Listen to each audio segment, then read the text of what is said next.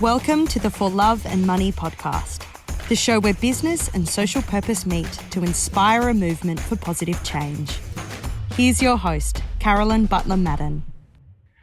My guest today is James Bartle, the founding CEO of Outland Denim, a fashion company on the vanguard of the socially conscious manufacturing movement.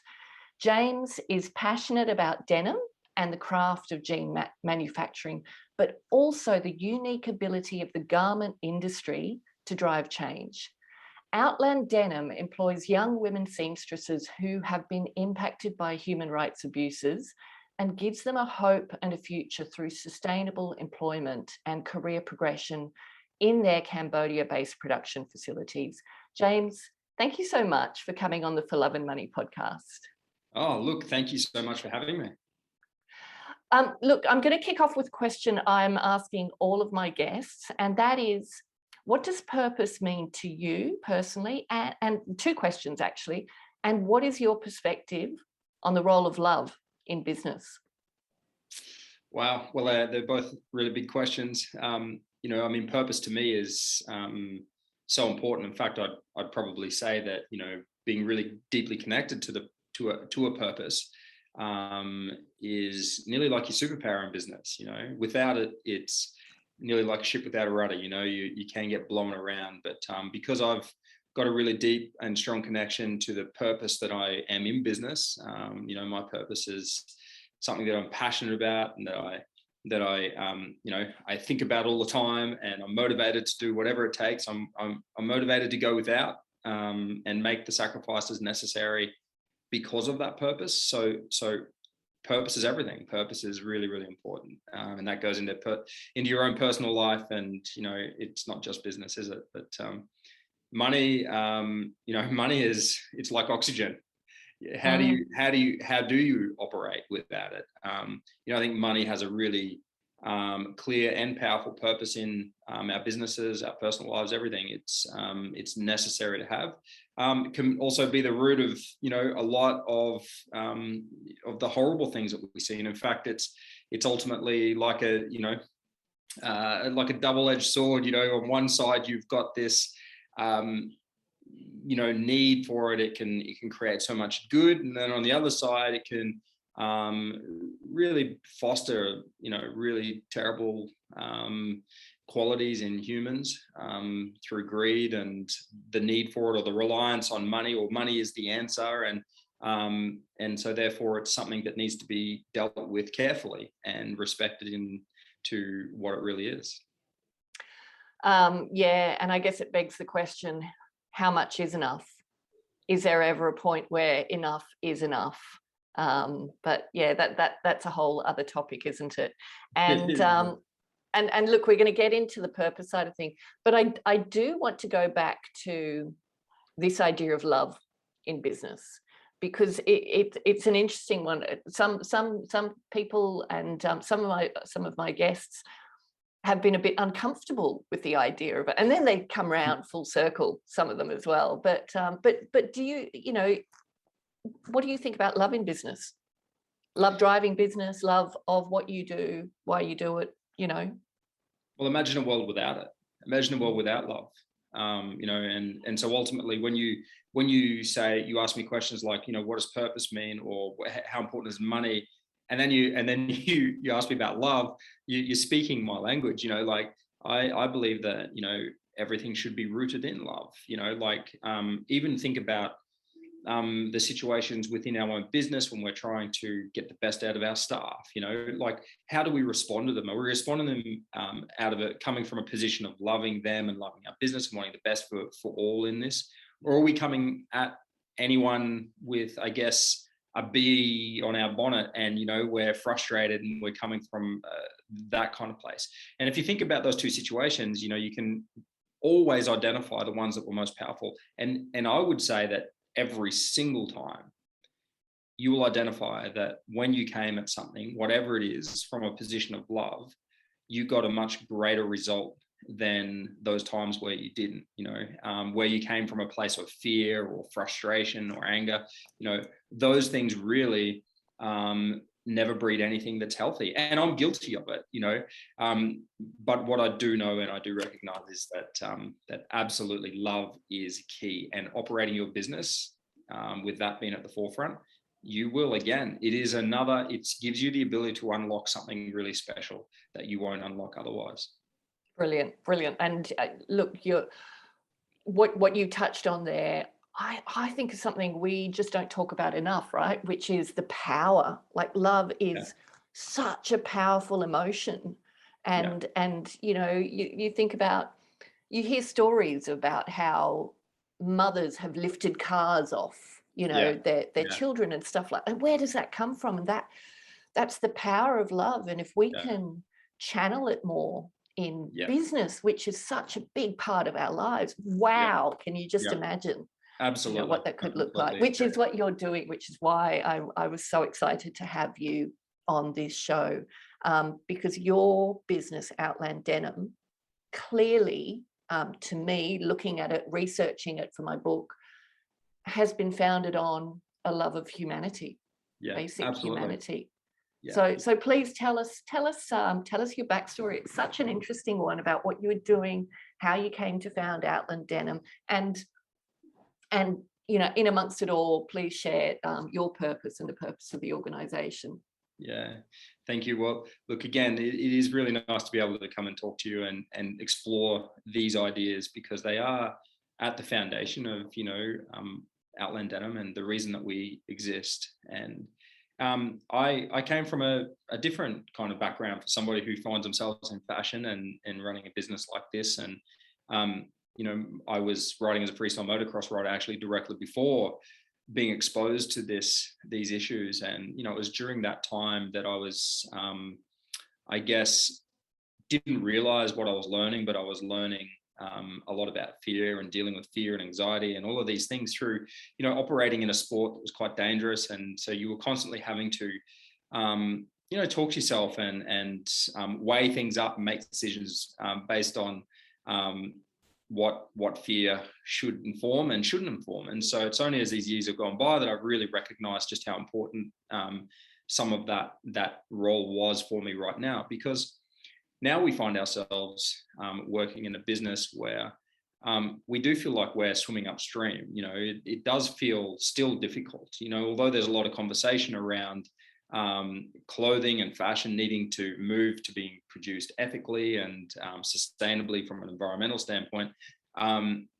It's still very, very difficult because it's although talked about, not mainstream, you know. So our business was set up to, I guess, address two of the greatest issues that we experience in our day, and then they are the social injustice and then also environmental degradation. But when we started, which was now around about 10 years ago, it was after an experience that I had traveling into Southeast Asia, and it was on that trip there where I'd gone with a rescue agency just to see firsthand what human trafficking looked like. You know, I'd been made aware a few years earlier when going to the movies with my wife on a date night with some friends to see the Liam Neeson film Taken, and it was at that point in time that I was first exposed to human trafficking, and I just couldn't believe that it was such a huge industry, and that it was even real in our day. You know, it just didn't feel like something like that could still exist. You know, and as I learned more, I realized that this was a really big problem. You know, $150 billion industry, and that, you know, poverty was the driver for a lot of these things, making people vulnerable, and that there's no country that is exempt from having these issues. And you know, it started to feel like it was really big and overwhelming. But something that was really clear was that this was an economic problem, you know, and if we could address that, then what could happen? You know, really anything's possible if we could address that economic problem, because then we're putting the power back in the hands of every individual to live their best life. And really that was the foundation for Outland Denim. And so we started and we embarked upon a 6-year journey of proving the social impact that could be had through an enterprise that was motivated to creating product, and that the goal would be to be able to get to a stage where we created products that left both the people and the planet in a better position as a result of creating it.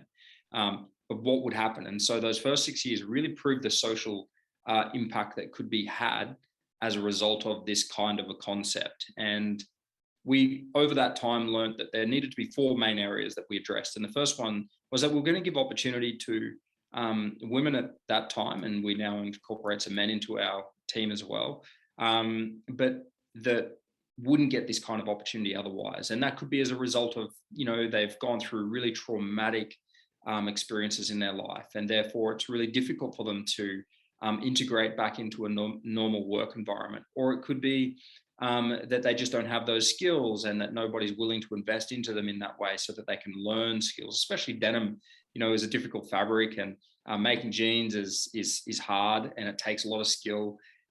So it takes a lot of training, and there's years of training our staff into being able to produce a product, but then the entire product. So how do we train them so that they can make a jean and they've experienced every part of that? Whereas, in a typical factory, they might just make pockets for the rest of their life. That's all they do. They become very fast and efficient at it, but there's no upskilling them to be able to go and find another job that they might want somewhere else, or move, or so our goal was to be able to offer that kind of training, and then education as well. So probably not like you and I were privileged enough to experience that kind of education, but more so, hey, what are the gaps? What are the things that you're missing in, that real base level of an education? It could be around finance. We find that's a really powerful thing to run, is teaching people how to plan and save for the future now that they're making more money than they've earned in the past. How to have investments and ensure that it gives some financial security to their family, their children. Their children can now be educated because they're providing for this. So it could be around women's health, and there's so many things, Khmer literacy, like that they learn when they go to work. And so that, I think the beauty of that is that, hey, when I go to work, I'm just getting skilled up in this area of the garment sector, and becoming a real professional there as a seamstress. And some of them go into administration roles and become section leaders. So there's a career path, but then also around these other areas that I mightn't have had before. And then the fourth pillar is living wages. And living wages, I mean, it's kind of frustrating that we still talk about this as a big deal, because the reality is, I can't understand how anybody would not, how any business would think it's okay to not pay a living wage. And, we find ourselves in this place where we go, well, okay, when they start working with us, they need to be earning a living wage. And that has nothing to do with skills, nothing to do with anything else. It just has to do with, okay, well, they have to be able to live. And from there, as they grow their skills, as they become more valuable to the team, they go up in income.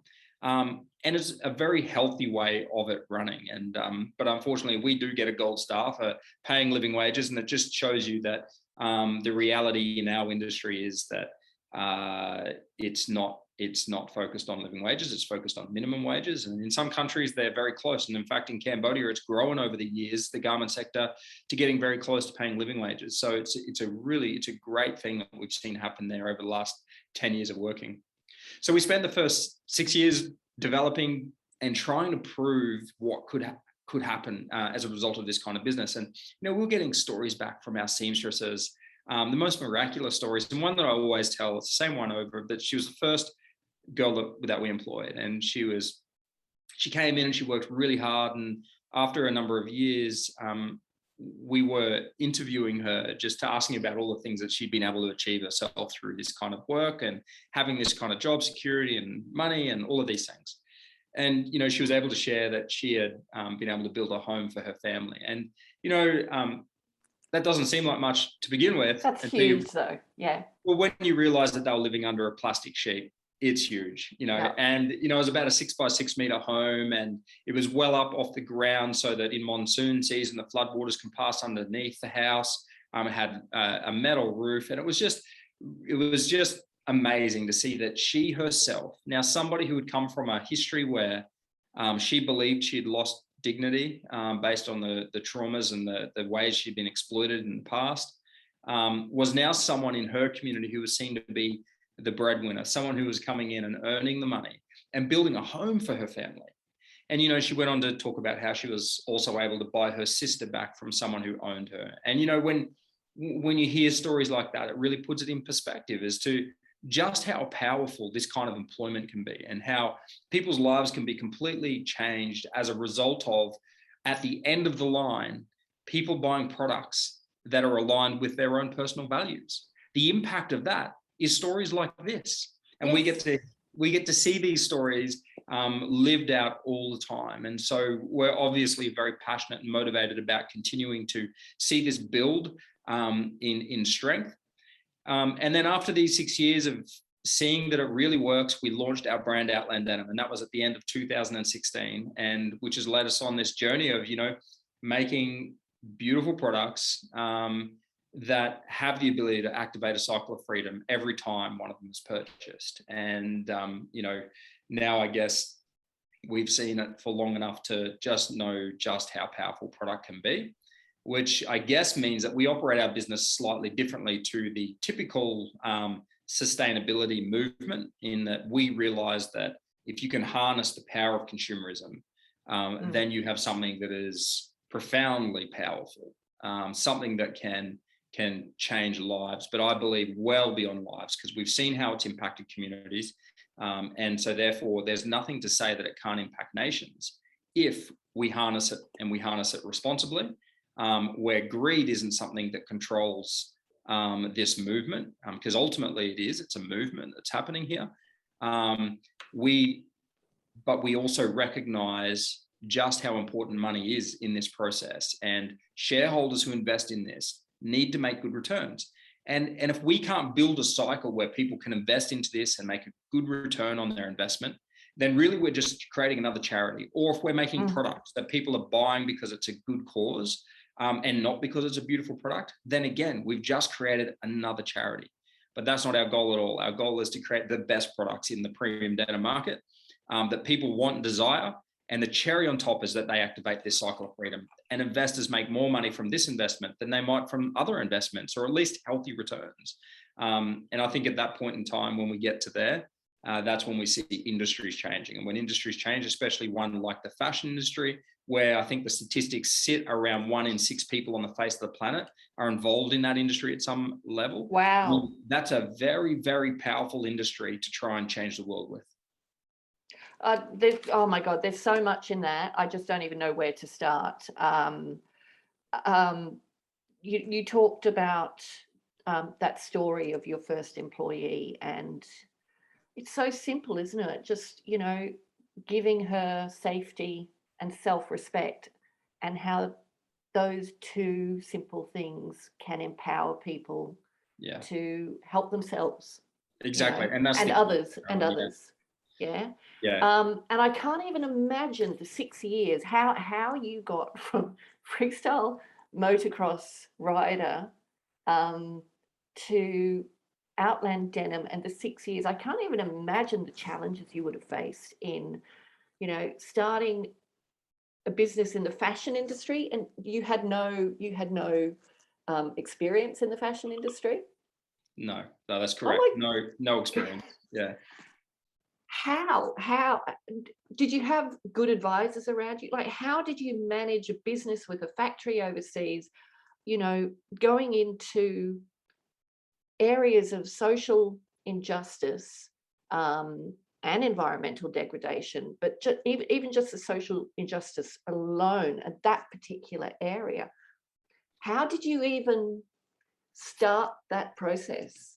Well, look, if anyone was watching that process unfold, they would have seen that I didn't know what I was doing.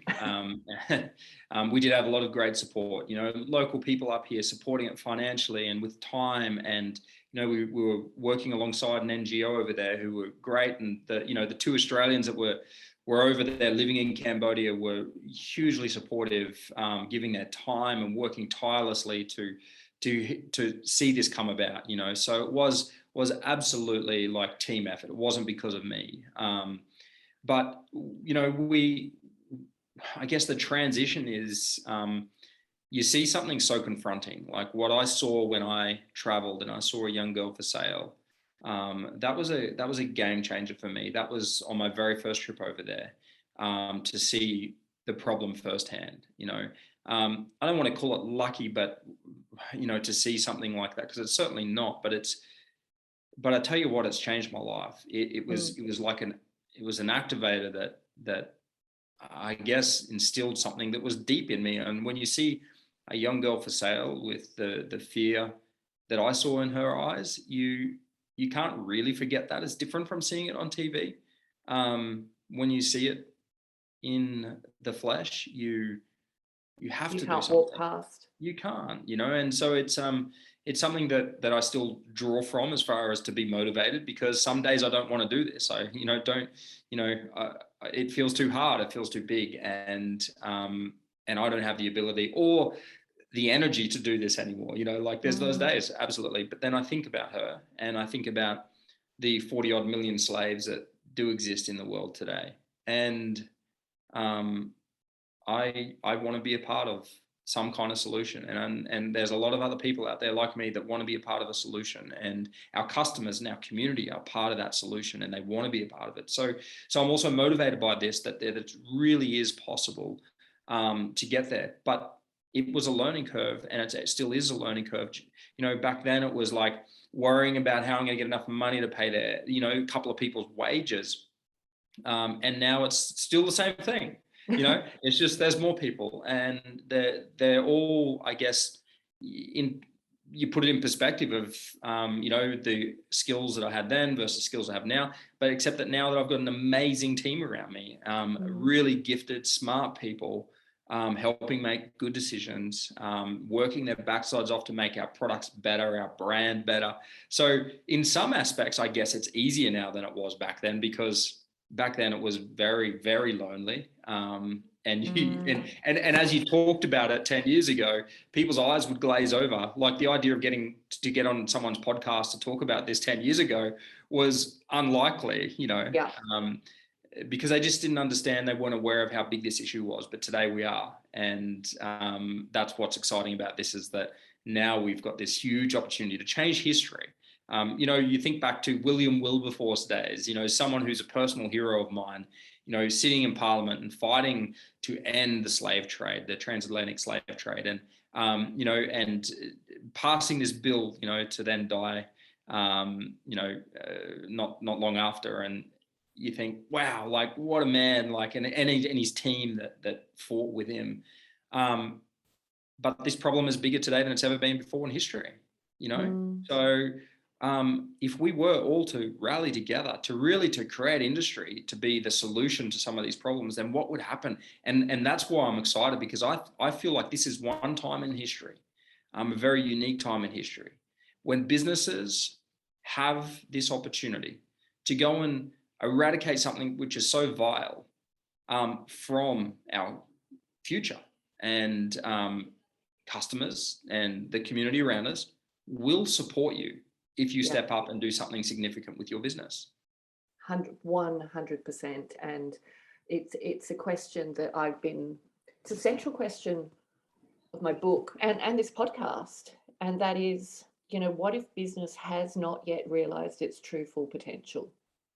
What if we've just been scratching the surface of the potential of, an institution that has so much power, ability, resources to create change. And it is businesses like yours, James, that are showing the way. So when you talk about not the luck, but that moment that found you in Cambodia, looking into that girl's eyes, I'm just grateful it was you. And, because many just ordinary people with a lot of empathy would have felt what you felt, but not actually taken the steps that you ultimately took, which I have no doubt must have, I can't imagine how challenging it has been for you to do all of this. And it takes it right back to what we were talking about before. It's love of humanity, the inability to walk past and not do something about that. I think the challenge there, Carolyn, is, I can easily then walk past a homeless person. And because I'm so busy and so focused on what it is I'm doing at the time, where I need to go, that I walk past somebody else who's so needy. So I think, it's not actually that I'm special, that I'm more compassionate, or anything. It's actually not that. It's that I was lucky enough to be confronted with something powerful enough at a time that seared into my brain, because I was not in my normal environment where I was busy and hurrying. Because I walk past homeless people, and I don't like that I do that, because everyone's got a need and there's a reason that they're there. And in fact, someone who I've been spending time with recently has pointed something interesting out to me, in that doesn't matter if you're dealing with somebody in the developing world, really poor nation, who's challenged with poverty. You could be dealing with somebody who's quite wealthy right beside you, who has also been challenged with something which is really significant to them, which is preventing them from actually breaking free to be able to be a part of a solution rather than a problem. And when you think about it, someone who's poor, all they can think about is this hand-to-mouth thing. It's like, all I can worry about today is getting enough food to eat tonight. But it's the same for somebody else in another situation who's wealthy, who's, I can't think beyond the problem I'm faced with right now. So what if we did just address humanity in general with love? What if it was that when I'm walking down the street and I pass somebody who looks down, it could be as simple as like, good morning, with a smile. Like, honestly, we probably all can think back and remember one of those moments where I feel really average about myself, but somebody came past and just offered me this little glimmer of hope. And, I think it's these micro things that we can all start doing. But business then has this other opportunity, which is even bigger than that, because we deal with people every single day, all day long. Whether you're a services-based business or a product-based business, we still deal with people. And if we were to weave this love into, I guess, the operations of our business, in a practical way, then I believe that business becomes the solution to the big issues we face today. And I think Outland Denim is an example of the proof of that. It really is a solution, but you've got to choose to, because it's not an easy road, because it's rethinking the way business should operate, or the way you should treat a supplier or somebody else in the process, but if you think about it with, how do I love people first, then everything else flows from that. And it's reframing how you think about business. And it is so hardwired in all of us to think of business as this thing that has to be about profit first. And you see young people coming in. I've got a 22, nearly 23-year-old daughter who just finished university, and they come out with such idealism in their. There's crushed. That's and I guess there's a key there. Like, I think, we come out, we're motivated. It's kind of like when you go overseas and you see a need, and then you come back into your normal world, right? And you're all motivated and you're all really passionate to do something. And then you start to get inundated with the realism of life. And that could be through the things people say, because we all have a different capacity for risk, and this is one of the greatest things. And one of, to be honest, the biggest challenges I face today is the way I see risk versus the way other people see risk, whom we need to come together and work well together, but we see it differently. And so you're passionate, you're motivated, you're driven, you want to do something, and then you come back in and you've got this world standard of a risk assessment. And we now need to do a risk assessment, and it looks like this. Well, the reality is, if I was to 100% listen to that risk assessment, I wouldn't be doing what I'm doing today. Way too risky. And so what I think that risk sometimes does is actually places our needs above someone else's, because it's too risky for me. It's too risky for my business. It's too, and when you think about that, that's really looking back at me. That's really self-focused. My business, me, but what if we start to change the metrics of the way we measure risk? And we look at it with more of this global view of, well, in fact, I would say it's the greatest risk we face as humanity is not doing something about it, is not taking the risk. And And, you know, that really then starts to change things in the way that you approach business and your idea of what could be possible if we rallied together. What could be possible if we took this risk and it worked? Well, we might fail, but I tell you what, we won't be robbed of the experience. We won't be robbed of the skills that we learned during that time.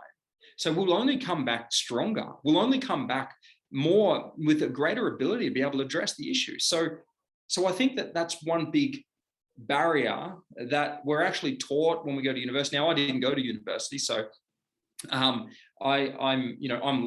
lacked a lot of the education elements. Same. I didn't either. Yeah, right. Okay, good. Well, that's great. but I think there's lots of amazing and beneficial. You know, university is amazing if you've had the privilege to go. But we are taught to do things in a way which is in my opinion, not a global focus or even a community focus. A lot of the time, it's actually a very selfish focus. And that's often how risk assessments are carried out, and has led me into many places of frustration in the past. And the opposite side of risk is opportunity, right? So I work with a risk consultant who, God, you want to talk to her. She talks about how her central philosophy is risk starts and ends with people. Yeah. And that's what you've got to look at. But also that opportunity is the other side of risk, which is exactly what you're talking about. Okay. And what it also says to me is business has always been about fulfilling needs, right? Now, my background is marketing. I worked in the agency side of marketing for 30 years. And, you know, the number of times I sat in strategy sessions and things where brands were trying to work out, you know, what is the need we need to fulfill? And just so often a lot of superficiality, you know, that drove new product innovation. And I look now, and it's glaringly obvious, James, there are huge needs staring us in the face. The world is crying out, you know, there are needs that for humanity, for the environment, that they are all there, and business has the means and the capability to solve them. And it's not about taking a not-for-profit stance, a charity stance. It's about, you know, pushing yourself harder to think about, how do I solve these needs in a way that I can make a profit out of it? Yeah, absolutely. Yeah, and you know, profit not being a dirty word. So often you find, you know, those that go into the NFP space, you know, they might have gone in with this bleeding heart, as I did. I started as a not-for-profit, and you know, you think it's the only pure way of doing something. And actually, a friend of mine, you know, pointed out to me once, as did an investor, in fact, that maybe it's actually more pure doing it as a for-profit, because now I'm not giving someone else's money away, I'm giving my money away. And it's also our investors giving their money away, you know, and so people coming together collectively to go, we care enough about these issues, we're going to back it with our money, is actually quite powerful. But I think that there's something around the not-for-profit world that would be so useful in the for-profit world, you know, and if we could merge those two together, which we call social enterprise or whatever, you know, like it becomes insanely powerful. And I guess there is a movement toward it, but I would love to see that there's less not-for-profits and more for-profit businesses operating to address world issues. Absolutely, and you can see it in story after story of business. Another episode on this podcast is with the creator of Dave's Killer Bread. Have you heard of that brand? No. I'll share it with you offline. But he came from a criminal background into his family bakery and realized his second chance, you know, creating this beautiful organic bread. And they're in business to support second chance employment. So helping people from those sorts. And these are the different problems we're talking about, right? Absolutely. Sexual exploitation, you know, criminals coming out actually wanting to make good with their life. The environment, you know, certain species facing extinction, huge opportunities. And I'm so glad you talk about not shying away from profit, because at the end of the day, the more profitable your business is, the more you'll be able to scale the impact you can have. So think big, go big. Yeah, you've got to think big, but I think about it in terms of like, okay, well, what if the people who invest in Outland Denim made heaps of money? They're already the people who have proven that they will take a risk to see good things happen. Well, I want those kinds of people to have more money than those who are assessing it very differently. Yeah. And it's a challenge we face here. In fact, in Australia, is the impact investing space. It's pretty conservative. There's not a lot of risk that's taken, and so when you think about the so-called ESG or impact investing space, I'm not very confident in it here in Australia. I don't think that it's a well-oiled machine motivated by impact. I think that it's the new buzzword, and so everyone's got an impact investment fund. And what we need the genuine ones who genuinely care about impact to have more money, because they'll reinvest it into impact, and whatever it is, whatever space it is. Could be, saving the koalas. That's awesome. That's great. How do we get more money in those people's hands? And I think things like equity crowdfunding are amazing ways for businesses to be able to raise equity now and get the right kinds of people involved. Mum and dad investors who genuinely care, who want to align businesses with their own personal values, and be able to have a go at investing in it, for a smaller amount of money. And so the impact investing space what I think actually will get a real shake up by this equity crowdfunding movement that's happening here. And that's great, because when we start to weed out those that aren't legit about impact, that are more just about profits, and replace them with those who are legitimate about impact, and they make profits, then my gosh, what can happen? It'll be huge what could happen. Yeah, absolutely. And I'm really excited to see that unfold. I'm curious, when you say you don't see it happening as strongly in Australia, where in the world do you see it sort of opening the doors and driving change? Yeah, well, look, I mean, it is happening everywhere. There's impact investors everywhere, but it's probably more the experiences I've had with, I guess, the methodology that an Australian impact investor would use to place a value on a company versus one in the Northern Hemisphere. It's I've heard it said to me by somebody once before, they're an American woman who came here to set up startups. She's done a number of them in the US and came down here to do it on some government program. Anyway, she just said, "Oh, James, it's like nearly every Australian investor I've spoken to doesn't even have an imagination. It's literally, the valuation will be a multiple of EBITDA, and that's all we do." And it's not like that in the North, according to her, and also my own experience would say that it's different. Yeah. Things are evaluated very differently. And so I guess that's where it's a challenge for in the South. Down here, we don't find it as easy to get equity, to get the capital behind us, to go and build an impact. It's really, really hard. And so advice I've often said to people, well, if you have the ability to set it up in the US, I would consider that, because you'll probably find it easier to raise money there than you will here.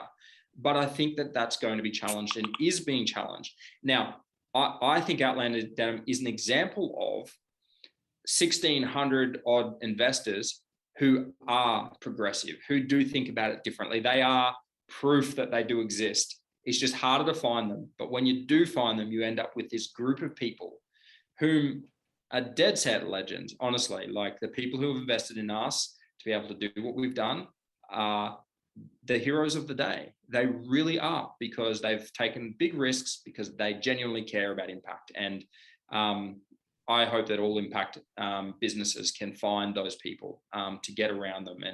And you know what? Selling equity to those kinds of people, I'm okay with it. I'll do it every day of the week if you have to, because it's only going to make your business more powerful by bringing in this community of people that are like-minded. Okay, so so tell me first, your 1,600 investors, they were crowdfunded?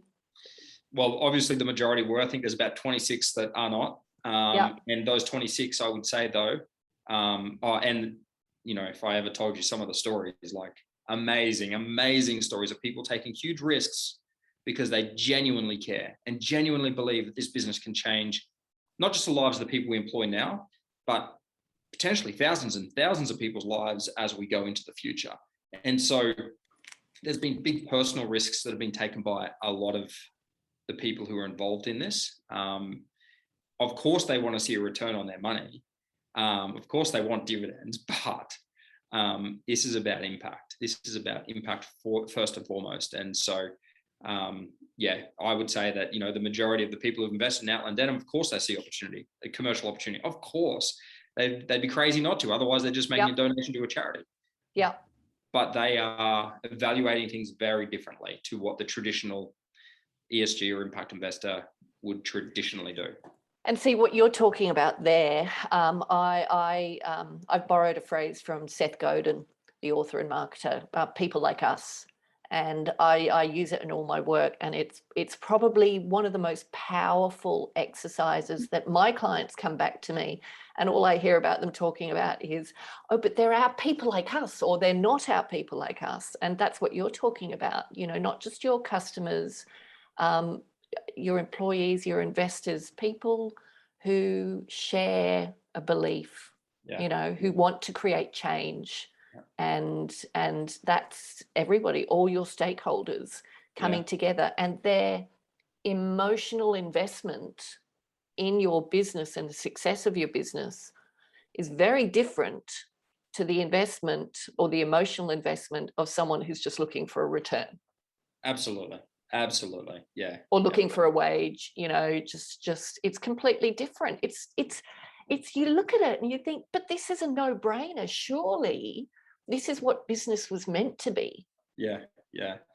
It's even down to here for us, our staff, the kinds of people you attract into your business are, if you ever get to come and meet them and you spend half an hour with them, you'll see that it's a room full of exceptional people that are motivated for things way greater than themselves. And again, none of this is possible unless you have that kind of team. If we had a team that was very much just out for themselves, it wouldn't operate like this, and the culture would be terrible. And, the sacrifices wouldn't be made that need to be made, because you'd go home at 5 o'clock, but it's not those kinds of people. And so it's all the stakeholders involved in this business that make it what it is. And creating that has to come back to a foundational thing of a shared vision and purpose. And if you do share that, which has to come back to aligning with your own personal values, then you've got something that can really do bigger things than maybe you imagine it can do. But you've got to come back to those foundational things. Do we share the vision, and do we share the purpose of, the reason that this business would exist? Does it align with my personal values? And if you can tick on those things off, like, you've got something that's going to be quite force to be reckoned with. And that's why I believe that our business has the potential to be huge. I mean, my goal is that it's the biggest premium denim brand in the world. That's what I want. That's what I want it to be. Fantastic. You talked at the beginning of this interview about purpose being a superpower. And I think that's what you're talking about again. It inspires, it drives an energy within you that has allowed you to get through that first 6 years and, do everything that you've done with the business. And, it's the same for many other businesses like that. Yeah. It also attracts others who can elevate your brand and give it the profile. Can you tell us about the Meghan Markle effect? Yeah. Pretty incredible experience, to be honest. I mean, to have somebody, and at the time she was, arguably the most famous person in the world, talk about more than anybody else on the face of the planet. And that person then comes to Australia and decides that they're going to wear your jeans. I mean, I can't even tell you the good and the bad that comes from that, How did you find out about it?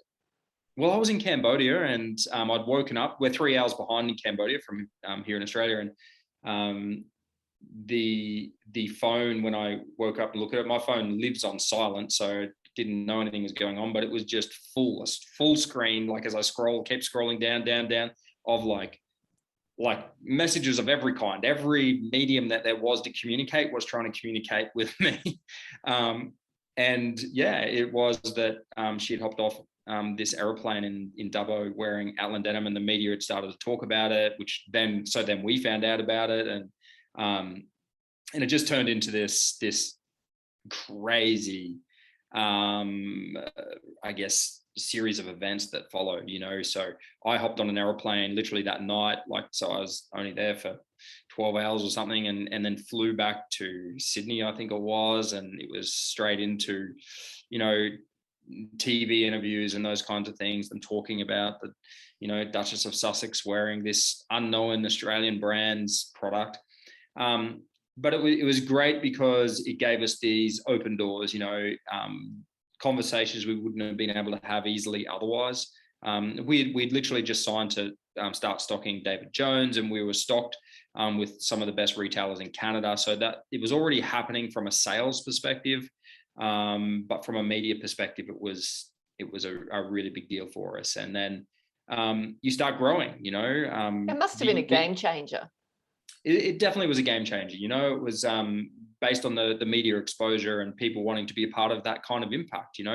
We sold out of the product that she was wearing, very quickly, and but then we were trying to reproduce and getting in the quality where it needed to be, and all these other logistical nightmares unfolded over the next 18 months of growing too quickly. There was my lack of experience meant that we took too many opportunities, meant we couldn't deliver to the standard we want to deliver. And so we had to really just slow down, work on our foundations, make sure we're strong before we could grow again. And we're really at that point now, to be honest. I mean, you're always growing, you're always getting better, and you look back and go, 6 months ago, we were only there. But getting our product to really stand up, to be beautiful, beautiful product, training our people to make to that standard has been a challenge. And so since Meghan Markle, we've really focused on that and getting that product right. Working on culture, not growing too quickly. I mean, we employed 46 new people as a result of her wearing that product. It was huge. And that's not because of just the financial, gain that comes in the door immediately. It's the demand and the opportunity. The reason we exist is, to be able to give employment to vulnerable people. So Meghan Markle provided that opportunity for us. And, she's been somebody that I go, wow, for her to take risks on unknown brands like us. And I'm sure they did their due diligence, but it really, I think, speaks to the person that she is. And I've heard lots of terrible things been said about that person, but from what I've seen and what she's done for us, and not just us, many other brands, she's very, very considered in what she endorses. I'd say it speaks a lot to the human that she is. And what a great example of, the value of taking risk. Absolutely. So much value in it, And I mean, we had Leonardo DiCaprio following her wear our products, even really? that one, bit of are you serious? I was in New York. I was talking to the fashion editor of Esquire magazine, and he was doing a photo shoot for the promotion of Once Upon a Time in Hollywood. And he said we had Brad Pitt and Leonardo, and they were doing this shoot, and Leonardo goes, if it's denim, I want it to be Outland Denim. And so they contacted Amazing. us, and others as well, just amazing, really, really cool. And it does, again, it highlights that even these big celebrities, they're not in it for themselves all the time. Yes, they might make a lot of money. Yes, they've got fame. They would have so many challenges that come with that. That would be so terrible that you and I would probably hate to have to deal with. But they use it for good too, And we've been a brand that has experienced the good side of that world, where they genuinely use it for the betterment of humanity. And that gives me a lot of hope for what our future could look like. Yeah, me as well, James. And I think a lot of people are waking up to the opportunity. One thing I wanted to point out, you talk about quality of your jeans, and what the research I did on your brand, quality is such a big part of it. And I think it's important that listeners understand, success doesn't just come from the social impact you're creating. The cost of being at the table is quite, you've got to show up with a high quality product in the first place, haven't you? Absolutely. You've got to pass that test. And if you don't, you're a charity. And if people have got to want to buy our products because of the product, not because of the impact. The cherry on top is the impact. And so it's very, very important that you don't ever rest on those laurels. And it's tempting to, and we have in the past. But one thing I can speak with absolute conviction is that your product is the thing that makes the difference. It is the thing. With a terrible product, you will make very limited impact. If you can have an amazing, beautiful product, then the limitations are nearly endless. And sustainability, like you haven't just stopped at exploitation and vulnerable people. And I find this really interesting that a lot of businesses that have a higher purpose that is around one thing also start looking at their sustainability and environmental credentials. It's almost like, the light switches go on in a certain part of your brain and you've just got to keep doing the right thing. But tell us about Amy. Is it the world's most sustainable denim wash? Yeah. Oh, and look, it's not just Amy, that gene, it's like other genes, and and it's I guess what goes beyond that is that, yeah, sure, it's like as good as you can buy. It still has a negative impact though, on the environment. Like nothing is 100% sustainable, and we see a lot of greenwashing marketing out there that says 100% sustainable, and I was like, no, like that's not true. But that's the best option you can get out there. And there's others that we've got in our collections too now. But what you do buy when you buy an Outland Denim product is you are purchasing and funding innovation. Because our goal, I think I shared earlier in this podcast, that our goal was to create a product that didn't just leave the people in a better position as a result of making it, but also the planet. Now, if you think about it, to be able to leave the planet in a better position means that you've got to not just be able to have zero emissions, or you've actually got to be leaving it better, so it's healthier, not just minimizing impact. And so for us, there's so many things that go into that. It's the water. How is it used? How is the fibers growing? Did it sequester any carbon out of the atmosphere? What happened to when it was harvested? What happens to the end of life cycle of this product? And so our goal has been to continually work toward this endpoint of being able to say, hey, when you buy it, the planet was also left healthier because the fiber was grown, because we made it. And there's lots of steps that have to happen in the process. But we've been working on, we've been researching and looking for solutions for a number of years now, even where we were growing mushrooms on textile waste and all sorts of things, but we have got a solution that we believe has high potential. We've proven it in the lab. We're now looking at the start of like a commercial application, and that could change the way we think about products and their end of life and how valuable they are. And we know that you've got to, if you want to really solve either issue, whether it's an environmental one or a social one, you've got to combine them both. That's one of the big learnings that we had, is it's not just because we should do the right thing. It's actually, well, if I want to end slavery, then I've got to think about the ecosystems where they live. I've got to think about the soil conditions in which that their farmers grow.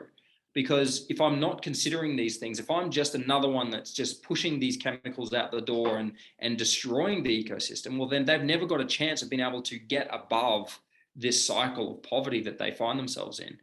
And equally, if I really believe that the planet we live on is something to be cared for, and I don't care whether you believe in global warming or not, I really don't care. What I care about is that we all recognize that the planet is beautiful, that the planet is ours to steward and care for. We're the ones that are making the decisions which are impacting it. why would we not make decisions that are best for it? And so there's some incredible studies that have been done, and one in particular by the name of a guy named Kevin Bales, who works at the Rights Lab at the University of Nottingham. And he's done some amazing research. And what he's put together and what he would claim is that if slavery were a country, it would be the third largest emitter of CO2 behind China and the US. And so wow, that really brings it into perspective. Wow. Yeah. If we really care about the planet, then first, one of the greatest, most powerful things we will do is address this issue of slavery. And that is the backbone of this brand and the reason we exist. It's also the root of so much frustration I have around hearing these environmental movements, which aren't even considering the human impact of these movements. Slow fashion being one of those. You know, this is very provocative, but, you know, I often say slow fashion is the devil. And the reason I say that is not because I think buying less of bad stuff isn't a good thing. Of course it is. But more that it isn't addressing the human cost in not producing products, the losses of jobs. Automation also has the potential to create these kinds of negative impacts on people. Well, over here, we've got research which demonstrates that slavery, which is rooted in poverty, is it's the third largest emitter of CO2 emissions. And that's hugely due to deforestation. So we must think about people and planet together, and anyone thinking about them separately isn't actually a part of the solution that they might think they are. They're actually probably a part of the problem, and they don't realize it. So I'm really passionate about, inspiring others to go, okay, cool. The thing I love is the environmental issues. That's great. For me, it was the social issues, but I've become equally as passionate about the environmental issues because I've been educated to the realities that we're dealing with. And I think that those on the environmental side need to do the same with the social. And when we do that, we've got a holistic view of creating impact, lasting impact that will have generational, flow-on effects. And, then we ultimately get to this place where businesses just learn over time how to operate in a way that isn't destroying either. Brilliant. And, I wrote down 2 words as you talked about that, and that is brave. Like your vision and your drive and what you're trying to achieve is brave. Yeah. And vital, just vital. Like, you're really doing something that is absolutely vital for people, for that one girl, for your people. In your organization and for the world at large. So first of all, Thanks, Carolyn. Thank you for that. I mean that genuinely. Thank you, because your message, I would just like to ripple it out to everybody if possible, because I think there's so much wisdom in there and opportunity.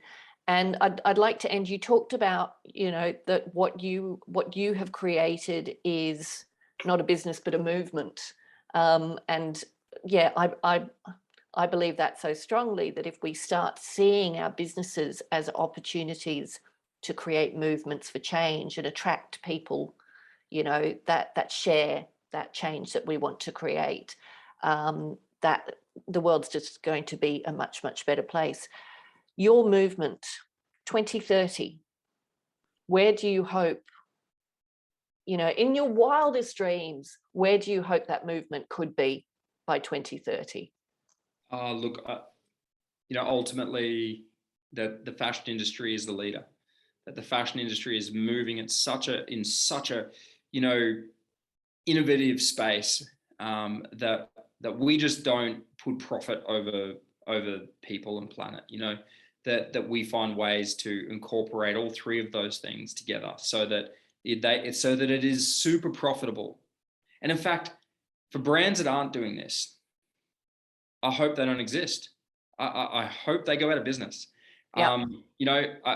The challenge is to the leadership of any business that isn't doing the right thing.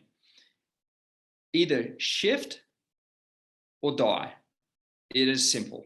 Hallelujah. Because we don't have room for you. And in fact, it's also businesses are greenwashing. Actually, you're the greatest threat. You're the greatest threat that any business who's trying to use their business for good faces today. Yeah. Is a brand or a business that is greenwashing consumers. Consumers have become victims of this movement, which is horrible. And so in 10 years from now, in 2030, I dream of an industry which is pure, which is there to benefit people and planet at the same time as making profits.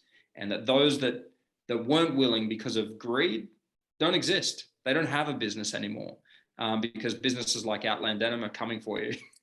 I love that, James. James, thank you so much.